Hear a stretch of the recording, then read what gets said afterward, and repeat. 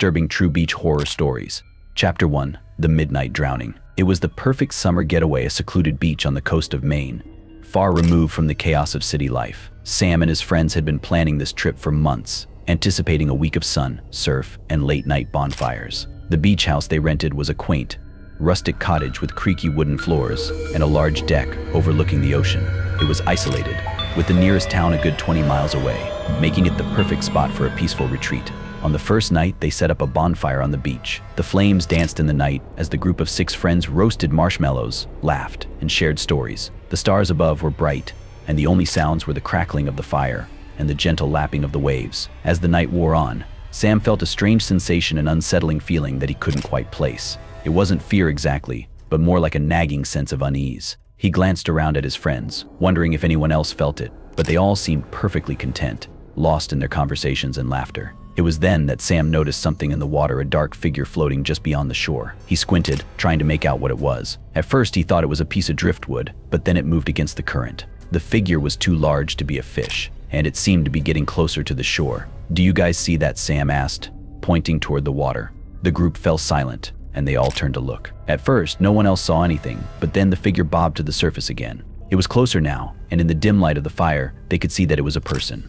"Oh my God, is someone out there?" "Mia," Sam's girlfriend asked, her voice tinged with worry. Without thinking, Sam and his friend Kyle sprinted toward the water. The waves were cold against their legs as they waded in, the sand shifting beneath their feet. The figure was just a few yards away now, floating face down. "Grab them," Sam shouted. Kyle reached the figure first and turned it over. It was a young woman, her skin pale and her eyes wide open, staring blankly at the sky. Her lips were blue, and her dark hair floated around her like seaweed. "Is she alive?" Mia called from the shore. Sam felt for a pulse but found none. Her body was cold and stiff, and it was clear that she had been dead for some time. They dragged her lifeless body to the shore, laying her on the sand. The group stood in stunned silence, staring down at the woman. "Who is she?" Emily, one of the friends, asked, her voice trembling. "I have no idea," Sam replied, his mind racing. "We need to call the police." As Kyle pulled out his phone, Sam noticed something strange. The woman was wearing a necklace, a delicate silver chain with a small pendant shaped like a seashell. It looked familiar, but he couldn't place where he'd seen it before. The police arrived quickly, taking statements from everyone and securing the area. They identified the woman as Lisa Brennan, a local who had been missing for 3 days. Her family had reported her disappearance after she failed to return from a walk along the beach. The authorities ruled her death an accidental drowning, but Sam couldn't shake the feeling that something was off. Lisa's eyes haunted him, the way they stared lifelessly at the sky, as if she had seen something terrible before she died. That night, as Sam lay in bed, he couldn't sleep. The image of Lisa's body, cold and lifeless, kept replaying in his mind. He got up and walked out to the deck, hoping the sound of the waves would calm him. But as he stood there, gazing out at the dark ocean, he saw something that made his blood run cold. There, at the edge of the water, was a figure, a dark silhouette standing perfectly still, watching him. Sam's heart pounded in his chest as he tried to make out the figure's features, but it was too dark. He wanted to call out, to ask who it was, but fear paralyzed him. The figure didn't move. It just stood there, a black shape against the moonlit water. Sam's mind raced. Was it a person, or something else entirely? And then, as suddenly as it had appeared, the figure vanished, melting into the shadows of the night. Sam backed away from the deck, his hands trembling. He didn't know what he had just seen, but he knew one thing for certain: something was very wrong with this beach. Chapter 2. The Shifting Sands. The second day at the beach started off quietly, but the tension from the night before lingered in the air. The group tried to shake off the eerie events, convincing themselves it was just a tragic accident. They spent the day swimming, sunbathing, and exploring the rocky shoreline, but Sam couldn't stop thinking about the figure he'd seen the night before. As the sun began to set, the group decided to take a walk along the beach, hoping the fresh air would clear their minds. They walked in silence, each lost in their thoughts. The tide was going out, revealing large expanses of wet sand that glistened in the fading light. "Hey, look at this," Kyle called out, breaking the silence. He was standing near a large boulder that jutted out of the sand. Sam and the others walked over to see what he'd found. Etched into the boulder were strange symbols, intricate patterns that looked ancient and weathered. "What do you think it means?" Emily asked, tracing one of the symbols with her finger. "No idea," Kyle replied. "Maybe it's just some old graffiti," but Sam wasn't so sure. The symbols looked deliberate, almost ritualistic, as if they had been carved with purpose. He felt a shiver run down his spine as he stared at them, a sense of foreboding creeping over him. "Let's keep moving," Mia suggested, glancing nervously at the ocean. It's getting late. They continued their walk, but the unease from the night before had returned, stronger than ever. The beach, once a place of relaxation, now felt ominous and threatening. As they walked, the ground beneath their feet began to feel strange, softer, as if the sand were shifting. Sam noticed that the waves were coming in faster, the tide rising more quickly than it should have. "We should head back," Sam said, a sense of urgency in his voice. But before they could turn around, the sand beneath them gave way. It was as if the beach had opened up, swallowing them whole. They all screamed as they fell, the ground collapsing beneath their feet, pulling them into a dark, suffocating pit. Sam hit the bottom hard, the wind knocked out of him. He scrambled to his feet, his heart racing. They were in some sort of underground cavern, the walls slick with moisture, and the air thick with the smell of salt and decay. "Is everyone okay?" Sam called out, his voice echoing off the walls. "I'm okay," Mia replied, her voice shaky. "But where are we?" "I don't know," Sam said, trying to keep his voice steady. "But we need to get out of here." They looked around, trying to find a way out, but the cavern seemed to stretch on forever, with no visible exit. The only light came from the hole above them, where the beach had collapsed, and then they heard a low, rumbling sound, like the growl of some monstrous creature. It was coming from deep within the cavern, growing louder with each passing second. "What the hell is that?" Kyle whispered, his eyes wide with fear. Before anyone could answer, the ground beneath them began to shake. The walls of the cavern trembled, and the ceiling started to crumble. Rocks and debris rained down on them as they tried to dodge the falling rubble. "We need to move," Sam shouted. They ran, not knowing where they were going, just trying to escape the collapsing cavern. The rumbling grew louder, the ground shaking so violently that they could barely keep their balance. As they ran, they saw something ahead, an opening in the wall, a narrow tunnel that seemed to lead upwards. "Over there," Sam yelled, pointing towards the tunnel. They scrambled towards it, the walls closing in around them. The tunnel was narrow and steep, and they had to climb, using their hands to pull themselves up. The rumbling continued, the cavern collapsing behind them, but they pushed on, driven by sheer terror. Finally, they reached the top, emerging onto the beach.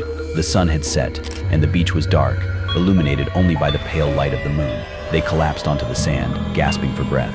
What just happened?" Mia panted, her face pale with fear. "I don't know," Sam replied, his voice trembling. "But we need to get out of here." Now they stumbled back to the beach house, their legs weak and their minds reeling from the experience. When they reached the house, they locked the doors and windows, afraid of what might come next. That night, none of them slept. They stayed huddled together in the living room, listening to the sounds of the ocean outside. But it wasn't the waves that frightened them, it was the rumbling beneath the earth, the sound of something ancient and terrible, stirring deep below the beach. Chapter 3. The Haunting of Beach House. And the next day, Sam and his friends decided to cut their trip short. The events of the past 2 days had been too much to bear, and they all agreed that they needed to leave the beach as soon as possible. They packed their bags in silence, the usual banter and laughter replaced by a tense, uneasy quiet. As they loaded their bags into the car, Sam noticed something strange. The beach house, which had seemed quaint and charming when they first arrived, now looked old and decrepit. The paint was peeling, the windows were cracked, and the roof sagged as if it hadn't been maintained in years. "Did it always look like this?" Emily asked, her voice barely above a whisper. "I don't think so," Kyle replied, his eyes narrowing as he stared at the house. "It looks different." Sam's mind raced as he tried to make sense of it.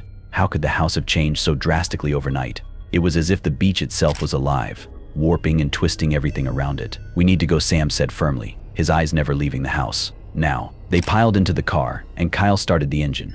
As they drove away from the beach, Sam couldn't shake the feeling that they were being watched. He glanced in the rearview mirror, half expecting to see the dark figure from the night before standing on the shore. But the beach was empty. The drive back to the city was long and silent, each of them lost in their thoughts, replaying the events of the past few days in their minds. They didn't talk about what had happened, but the unspoken fear hung heavy in the air. A few days after returning home, Sam decided to do some research on the beach and the surrounding area. He couldn't shake the feeling that there was more to the story than they had realized.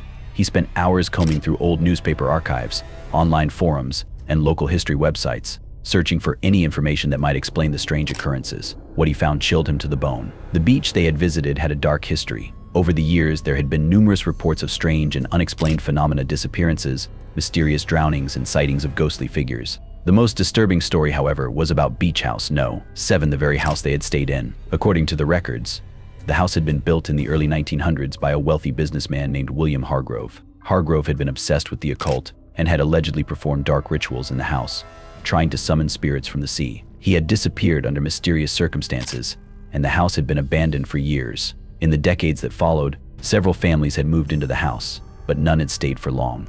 The stories were always the same: strange noises, ghostly apparitions, and a feeling of being watched.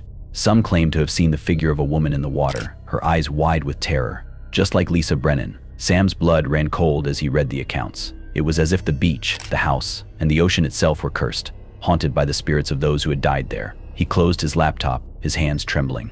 The beach had seemed like the perfect getaway, but it was anything but. It was a place of darkness and death, a place where the line between the living and the dead was blurred. Sam and his friends had escaped, but he knew that others might not be so lucky.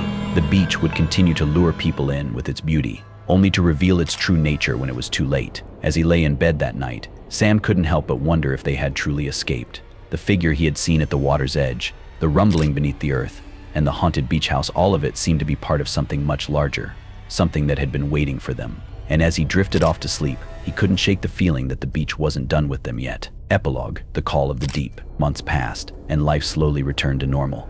Sam and his friends tried to put the events of that fateful trip behind them, but the memories lingered like a dark cloud. They stopped talking about the beach, each of them dealing with their fear in their own way. But the nightmares never stopped. Every night, Sam dreamed of the beach, of the dark figure in the water, of the rumbling beneath the earth, and of the haunting eyes of Lisa Brennan. In his dreams, the beach was always the same, a desolate, cursed place where the dead walked and the living were never truly safe. And then, one night, Sam received a phone call. It was Mia, her voice trembling with fear.